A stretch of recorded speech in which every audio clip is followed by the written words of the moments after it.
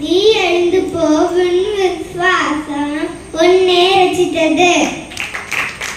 அவர் இங்கே இல்லை, வகித்ததுதான். உன் விசுவாசம் உன்னை ரசித்தது. கர்த்தருக்கு பயந்தவர்களுக்காகவும் அவருடைய நாமத்தை தியானிக்கிறவர்களுக்காகவும் ஞாபக புஸ்தகம் வந்து அவர்களுக்கு நேராக எழுதப்பட்டிருக்கிறது. மரிமியா 3:16.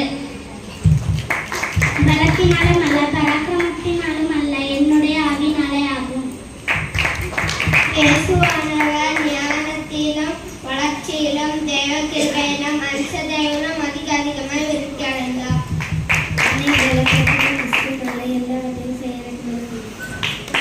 கர்த்தரை என்றென்றைக்கும் நம்புங்கள். கர்த்தராகிய யெகோவா நித்திய கன்மலையாயிருக்கிறார்.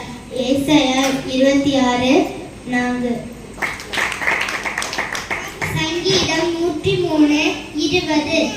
கர்த்தருடைய வார்த்தையை கேட்டு அவருடைய வசனத்தின்படி செய்கிற பலத்த சௌரியவானாகிய அவருடைய தூதர்களே, அவரை ஸ்தோத்திரியுங்கள்.